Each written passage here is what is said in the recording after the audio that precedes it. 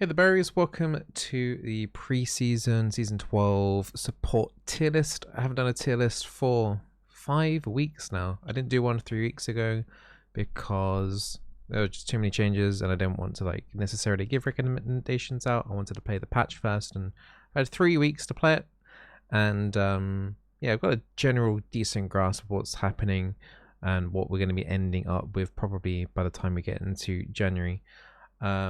But first we'll actually have a look at the patch change itself for 11.24.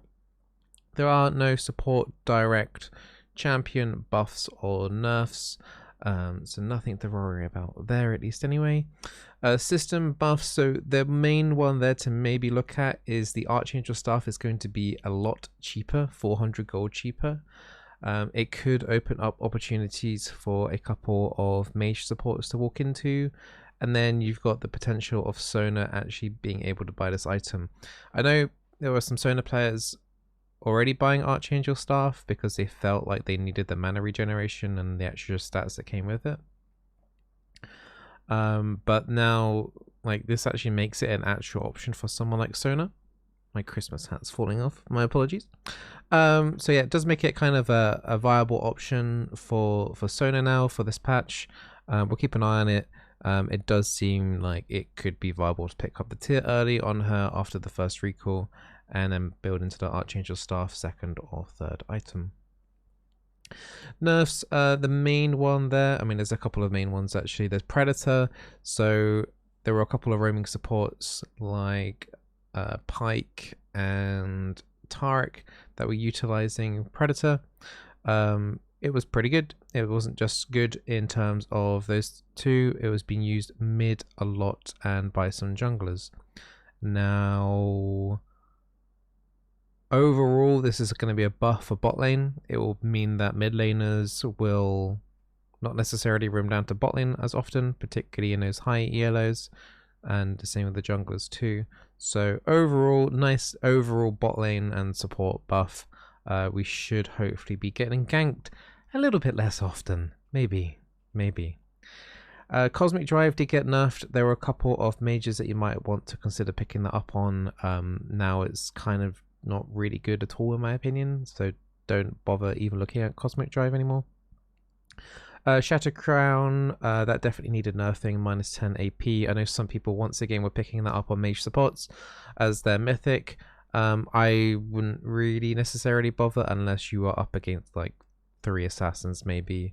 I think generally if you're going into Zyra or Brand, Liandry's is generally going to be the correct option. The biggest one here is probably the Even Shroud nerf. Now, if you watched my item tier list last week, I said that Even Shroud was OP and it made Locket completely pointless. Now, this is quite a big nerf onto Even Shroud, 3% off, and then 1 second off the duration of the increased damage that the target takes when they are immobilized. So it's quite a big hit in terms of Leona, Nautilus, etc., all of those tanks, because there was no reason to take Locket. Now you can think about taking Locket a little bit more, but honestly, 9% is still a decent amount on a target. I mean, if you're engaging, you're generally looking to, isolate one target and pick them off. A Locket could still be good against AoE teams. So if there's a lot of AoE, worried about a Karthus ulti, maybe something like that, it could still be okay. But yeah, Even Shroud is... It needed nerfing. It probably brings it on par on Locket. It's now circumstantial, but I still wouldn't necessarily blame you if you were to take Even Shroud anyway, because it's a thing that you don't have to worry about, and it's just extra DPS for your team. Axiom Arc, I've actually got a Pike video coming out probably tomorrow, Thursday or Friday, showcasing Axiom Arc on Pike. It was kind of busted when I was playing it. My ulti was basically not on cooldown. I don't think 25 to 20% is enough. I think it needs to go down to 15. But yeah, that item is broken on some assassins for sure. It will probably get nerfed again. Whether it will be hit with the ultimate refund, or whether it will be hit via stats or something. That item is strong. Honestly, they could probably increase the cost on it by another 200 gold or something to make it less interesting. So yeah, I don't know. It's an interesting item for them to add into the game, but at the same time, it is still pretty busted in my opinion. Glacial Augment is receiving some changes, so you've got the Even Shroud nerfs, and then if you're taking Glacial Augment on a tank, that has been nerfed as well. So like the Glacial Augment Amumu game that I posted onto YouTube yesterday, for example, that is going to be worse off in this patch. We have a flat 5% slow taken off, but as you get through the game, as you build up more AD, more ability power, more healed and shield power, you will get more percentage slow. So early game, everyone with Glacial Augment is worse off. By the time you get into mid game, it will be about even to what it was. And then late game, potentially if you're running a Moonstone Glacial Augment build, like maybe with a Seraphine, that slow is actually going to be a bit stronger. So we'll be revisiting Seraphine and the Glacial Augment this week coming, and testing out the technically buffs for her if we do make it into the mid to late game with the Moonstone and heal and shield power. We should be able to get some really, really extreme slows going off on there. So yeah, should be nice. So keep an eye out for that video, and make sure you subscribe to make sure you see those videos that I do. But let's have a look at the actual support tier list to kind of reflect. There's a lot in the do not play. Behind my pillow is a Trundle. I really wouldn't recommend playing any of these if you're looking to climb into season 12. I'd be very surprised if any of these champions make it out of the cracks of hell. Tier 4 is a little bit more interesting. You got a couple of champions that could have some potential there. I think Pyke and Maokai may be a little bit too harsh. So when I make these support tier lists, I do factor in that most of you guys watching this are probably low plat or all the way to unranked, which covers about 85% of the entire league community. So I would say, for example, you know how I was talking about Pyke and Axiom Arc being very strong. I'm going to be honest, a lot of people, even in, you know, low plat, etc., in gold, can't necessarily play Pyke properly. If you're a Pyke one trick, then he's going to be higher up, but you can say that a lot about a lot of the champions. If you're a one trick Bard, then he's going to be higher up than in the tier 4. But overall, if you're looking to pick a champion to climb with, you know, Pyke, for example, yes, Axiom Arc is very strong in him, but the odds of someone mechanically being able to play him to his absolute full potential, and he does have a high skill ceiling, it is low. So that's why Pyke is tier 4. But if you do want to take the time to master him, then he can be up to tier 3, tier 2 with the current Axiom Arc. But as I've already said, it's probably going to get nerfed again. So overall, unless you feel like you're very skilled on Pyke as it is, I probably wouldn't bother wasting my time learning that one during the preseason. Maokai, to be fair, does kind of have okay win ratios. I think that was to do with Glacial Augment, and as we just talked about, the tank Glacial Augment is basically slowly becoming unviable. That Riot is obviously not happy with tanks having Glacial Augment, so expect you know, Maokai's win rate to go down because of that. One person, as we just mentioned him briefly, but Bard is probably the one to keep our eye on the most in terms of the Glacial Augment changes.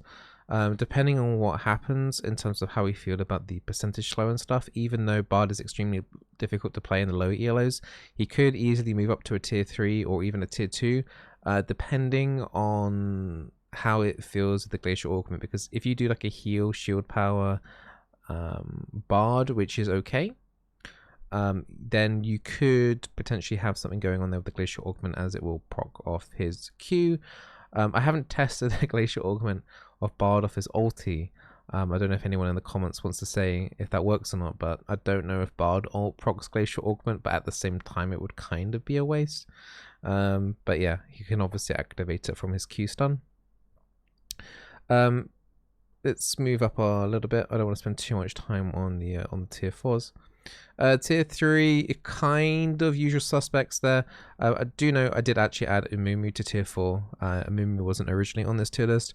And Ari wasn't originally on this tier list either, and she is tier 3. She utilizes Glacial Augment incredibly well, to the point where, you know, if you do want to do something goofy, I think Season 12 Ari support could actually be a thing, if you want to do something really goofy. So keep your eye on that one. I did move Karma down from tier 2 to tier 3. I feel like she's slowly falling off at the moment. I don't know if it's because everyone else is just trying new stuff, but Karma at the moment doesn't really feel that great to play. Also Morgana, in the middle of tier 3. She's okay. She's still viable with poke 80 carries like Caitlyn, for example. But Glacial Augment Morgana, it's a bit overkill if you're wondering, so don't necessarily go into that. The binding already locks down one target, but what it does do, the slows do spread to other targets. So if the enemy are coming at you, you bind the tank, and then it prevents the rest of the team potentially from following up because they're all slowed through. So yes, it's both bad and good at the same time. You're going to have to figure out whether the circumstances and the team compositions work well for it. And if I'm honest, if you are in bronze, you probably have no idea about, you know, decent team compositions or whether or not to take Morgana for Glacial Augment reasons. So, you know, if you want to try it, go for it. If you don't, then it's fine. That's all I'm going to say on that one. Yumi is still not feeling great in low ELOs. I think even the high ELOs, she's starting to dip a little bit. She's still strong. She's still annoying to play against, if you are playing with a really good AD carry. Otherwise, you know, she falls off, and yeah, she doesn't really give you as much control as you might like in your solo queue games. But you know, if you really are mechanically incompetent, then Yumi could be the one for you. Let's go into tier 2. Tier 2, we're starting to see a little bit of movement here. We've got the Janna that was being moved up to tier 3 to tier 2. Her win ratios has gone up. I think she's incredibly good against disengage. If you want to disengage, say against a Leona, any tank basically, or if they got a composition that's running at you, and then you're running Janna with Glacial Augment, it is virtually impossible for the enemy team to get onto you. So if you're playing like, also if your team has like poke, so you've got like a poking AD carry, maybe your mid laner can wave clear and just keep poking. Maybe you got some late game scaling there, just delay the game as long as possible. Glacial Augment Janna is actually legit. It is pretty strong, and we'll be looking at that more in the coming weeks. Nautilus has dipped down from tier 1 to tier 2. The even Shroud nerf kind of sucks for him a little bit. Overall, a lot of the tanks have actually lost power level this patch. But I feel like he's finally like dipped down into tier 2. You could probably already guess who's still tier 1. But yeah, Nautilus is still a very good tank option if you are learning him and playing him. Plus, it's not November anymore, so there's no more No-Naut November. So you're more than welcome to play Nautilus still. Zyra, the second best mage in the game still so far. I'll talk about the best one in the second when we get to tier 1, but she's still okay. She doesn't really utilize First Strike properly, so use Arcane Comet or Electrocute. I prefer Arcane Comet generally. But yeah, so I don't like First Strike Zyra, and Glacial Augment Zyra is like no. So you're looking at the old school runes for her basically. Blitzcrank, pretty good low ELO stomper. As you get higher, he gets difficult to play. So if you're getting into gold, low plat, Blitzcrank does become harder to play. You know, enemies don't become as stupid, but you know, he's still generally a good pick. Cheesy level 1 invades can be very strong in turning the game. So I think he'll always be on this tier list, like tier 2, tier 3. Everyone is generally scared of Blitzcrank, particularly in the lower ELOs. But you know, when the game gets on to the mid game and stuff, it gets like a pick potential becomes a lot harder. And you know, then you got worst case scenario where you're pulling in someone that actually wants to get pulled in and acts like a free flash for them. So you do need to be very careful as the game goes on. Now Senna, I feel like I've put her too high. I don't know how she's managed to sneak into tier 2. I'm going to be honest, guys. That tier 2 center is actually a lie right now. I don't actually know where she is right now. I still have not found a viable build for her. If you guys have found a viable build for Senna, let me know. I tried lots of variations of Senna, but she legit shouldn't be there. I think that's a tier list first. I've done loads of tier lists. I think that's the first time I'm being like, yeah, that should not be there. So yeah, Senna should not be in tier 2.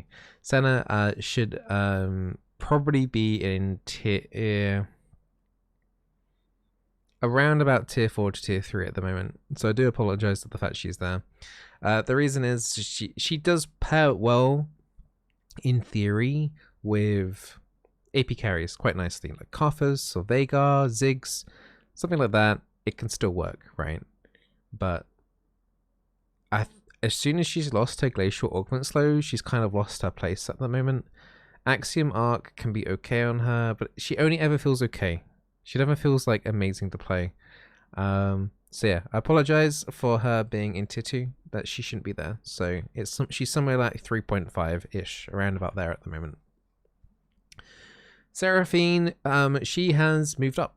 Glacial Augment Seraphine has been very strong, and as we mentioned in the tier list, she technically got buffed if you're looking from a mid-game onwards with the amount of slows that she's going to be able to do with Glacial Augment. So Seraphine, solid tier 2 pick. I don't think many people are going to be playing her still, but I still think that she has pretty good potential in Season 12. So keep an eye on that one. And then finally, we've got the tier 1s. You know, kind of similar still from last season. But the big one there, if there was going to be a clear, like, standout, I don't want to put, like, Lux in her own tier. Like, tier 1 and then tier Lux. But Lux is absolutely mental right now. I'm surprised First Strike has not been nerfed. I'm expecting First Strike to get nerfed, okay? So I'm just going to throw that out there. I'm expecting First Strike to get some sort of balancing before Season 12 ranked goes live. But Lux First Strike is beyond broken in terms of support. It's just, it shouldn't be a thing. So, yeah. It's really good. But she's definitely the best support in tier 1.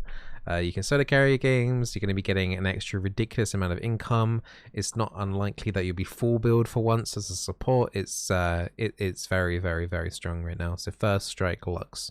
Have a look at one of my First Strike Lux videos, and I'm sure I'll be doing more in the coming weeks. But I was kind of surprised that First Strike didn't get like a gold cap or something like that per. Yeah, it's weird, but it is what it is. Lux is very strong right now. So even though all the tanks did get nerfed, Leona is still up there. Yeah, she's just the best tank. She's always been the best tank. She's been the best tank for a very long time. So yeah, Leona, there's nothing really else to say about that. She's generally pretty safe. If you miss your ulti, it's on a very, very low cooldown. You can go in again later. She's got lots of crowd control. She can, you know, she can stun targets very often in team fights to proc even Shroud a lot. And she's just got very high natural base tank stats from her W. So very good at the moment. You know, Soraka, Nami, and Lulu did actually, Sona and Lulu did move up. I'll talk about those more, but in a second. But the Soraka and the Nami are both very, very strong still. I haven't seen the play rate as high as they have been, mainly because people are probably doing testing, myself included. But Soraka and Nami are two very good enchanters to play at the moment. Now, we have a little cheeky question mark ping on the Lulu. But Sona, I was gonna keep her at tier 2. I was gonna keep her in tier 2, but her win rate has gone up a lot. I don't know why, if I'm honest. The only thing I can think of is that game length on average has gone up. So Sona does better in the later the game goes on. So Sona at the moment is able to get to her full potential more often in games. That's like the only conclusion I've come to. Because, you know, early game Sona sucks, but once you get a couple of items, once you get, you know, your W maxed, and, you know, that's when you're happy as Sona, and if your team's doing okay, then you can start taking part in team fights and buffing up your entire team. So I think that's why Sona's win rate's gone up. And I think that's the reason why Lulu's win rate's gone up as well, because games have been generally lasting longer because of the new bounty system, keeping teams in the game a bit longer. So Lulu being able to buff 80 carries because now they're a bit stronger, maybe they're getting an extra half an item per game. Maybe they're getting to complete their third item more often. Can make a huge difference. So at the moment, those two are up in tier 1. Now, I can imagine as people get used to the changes, if game duration goes down, then those two are very vulnerable to be moving down into like tier 2, maybe even tier 3 in some cases. So we'll keep an eye on them. But as people get used to the changes, win rates will go down, etc. So for now, Sona, Lulu, high. You could imagine around about in a few months' time, they could end up dipping into tier 2. But that's hypothetical at the moment. But yeah, they're doing really, really well at the moment. Enchanters have been doing well for quite a long time, the last 9 months or so. So it's been a good time to be an enchanter, and a bad time to be a tank, and a really, really good time if you're a Lux main, because yeah, Lux first strike. If you haven't tried it already for some reason, just try it. It's beyond crazy. But I hope you guys enjoyed the pre-season 12 tier list. We'll be doing another one whenever, just the day before the next patch. It's around Christmas holidays, so I don't know what Riot's doing. In theory, it's in 2 weeks' time, but it might be in 3. I'll let you guys know on stream when the next tier list is. Twitch.tv/Bizzleberry if you want to come say hi, if you want to ask any questions. Yeah, all the best, happy holidays, and I'm sure you'll see another tier list just before Christmas begins. Bye.